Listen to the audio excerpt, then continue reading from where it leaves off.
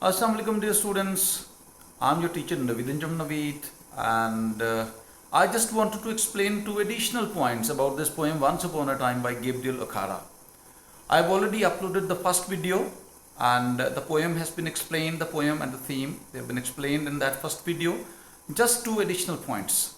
Number one, Gabriel Olade is a Nigerian poet and Nigeria is an African country, and just like other African countries, most of them, Nigeria has got a colonial history. It remained a British colony for several decades, and that colonial experience has left its impact on Nigerian life and culture. So many critics have suggested that Olade is basically comparing both these cultures when he talks about the good old days when people used to be so nice and original and sincere. He is actually talking about the still unpolluted, pure and pristine Nigerian culture, or in a wider sense, African culture. And when he talks about the negative changes that have appeared in Nigerian life or society over a period of time or with the passage of time, he is actually talking about the impact of the invasion of Western culture and civilization. Now that's a logical interpretation, but just one interpretation. The changes that Olade observed in his lifetime around him in people and attitudes and in values could be a result of the Western culture, the dominance and influence of that Western culture. But remember that these changes in social values, ethical values and attitudes of people are not restricted to Nigeria or to any particular country or continent or place. This is a universal phenomenon. These things have appeared and happened everywhere across the world. There was a time when people used to be great and noble. Now they are just wealthy and influential. And this change has appeared everywhere. We talked about The Hollow Men by T.S. Eliot in our first lesson on this poem. And in that poem, T.S. Eliot is actually discussing very similar changes in Western society, in his own society. Now, what was the reason over there? What happened to the Europeans, to the British? Did they come into contact with a foreign culture and all these negative changes appeared in their society and culture? No, that's not the case. In fact, there were many intellectual movements, there were many socio-political, economic, historical events, facts responsible for these changes. I mentioned a few of them in the morning, and here we come to our second point.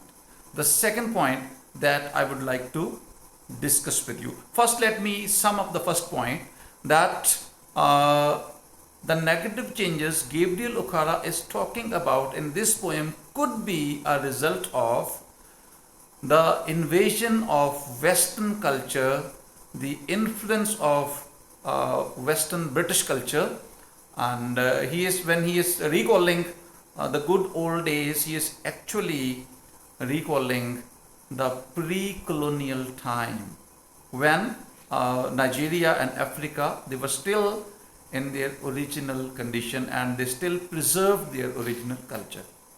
Now, coming to the second point, what are the reasons behind these changes at a universal level in a broader sense?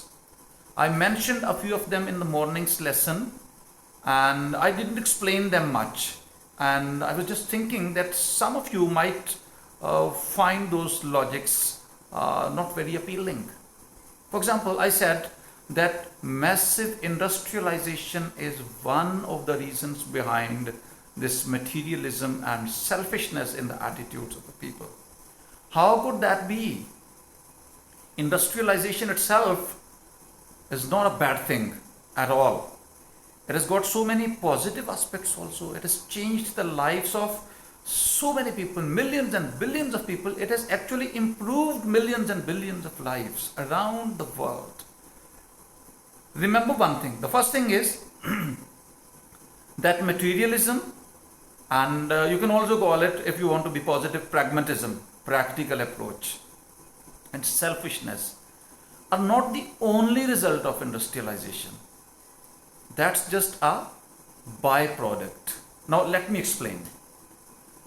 Industrialization, or you can say industry and capitalism, they go hand in hand. And you know that capitalism is such a system of governance where wealth is given a lot of importance. Wealth and capital. And in almost any modern industrial capitalist society, the general attitude of people is practical and, of course, materialistic. That's a byproduct of industrialization. In an indirect way, our attitudes changed. I also said that scientific thinking and rationalism are also responsible for this change. Well, scientific thinking is a very positive thing. When you are scientific in your thinking, you're more logical and realistic.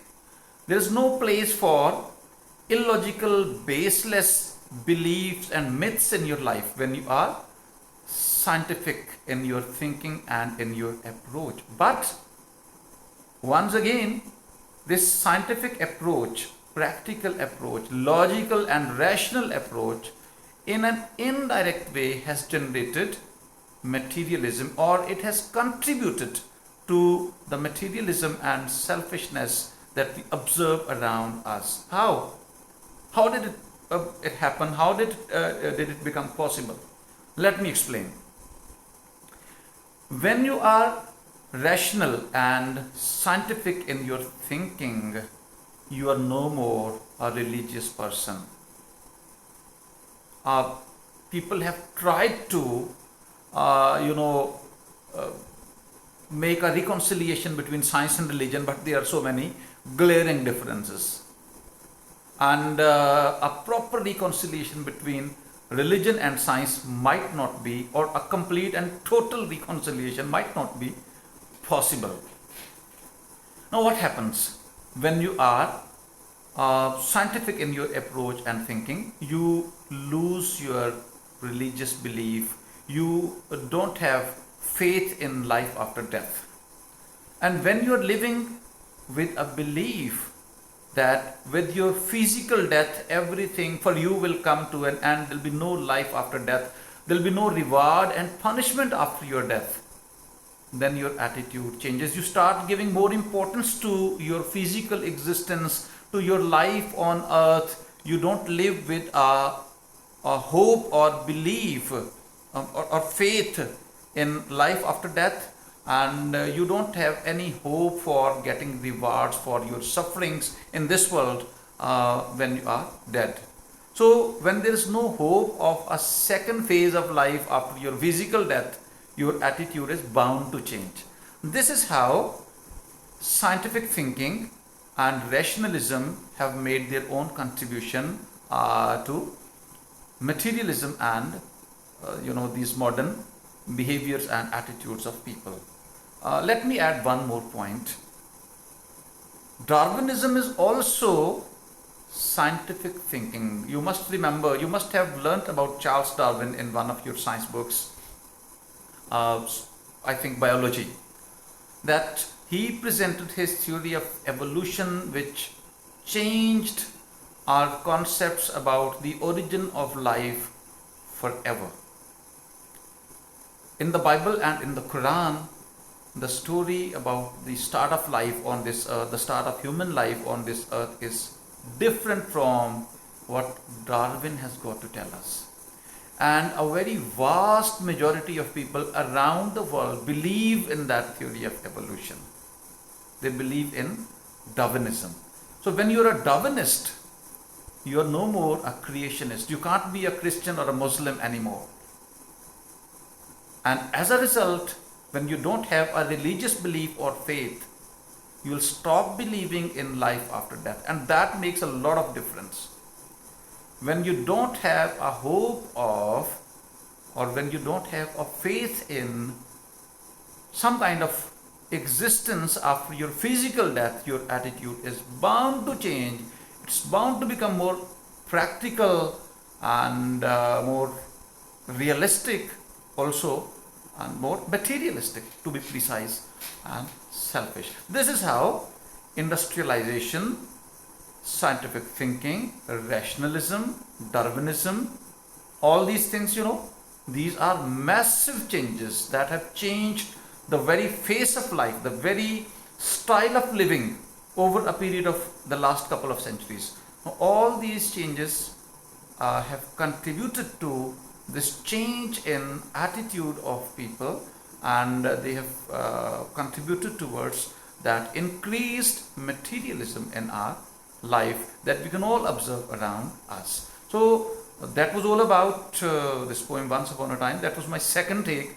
Just wanted to explain these two things. Number one, that cultural background of Gabriel Olade. I didn't talk about that in the first lesson. And number two, I just wanted to further explain the other reasons behind the change the poet is talking about in this poem. And I hope I've explained them. I hope you'll understand each and everything. Even then, if there are any confusions, you can talk to me personally.